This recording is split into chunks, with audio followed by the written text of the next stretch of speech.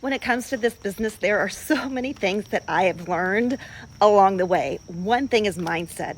Mindset is absolutely so important when you are building a business online because it's like a freaking roller coaster.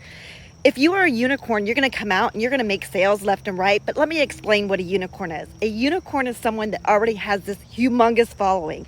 They've been in the online space, or maybe they've been in multi-level marketing, network marketing for a long time. So they have this huge following. So yes, they're going to be a unicorn. They're going to jump into this and they're going to make sales left and right.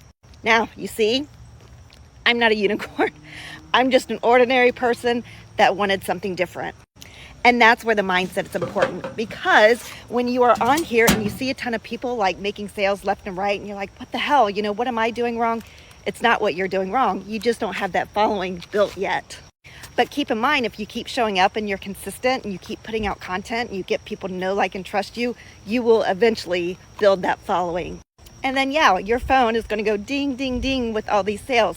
But until then, it is a grind. And so you got to keep your mindset strong. Because if you don't, you're going to make a sale, then you're not, then you will.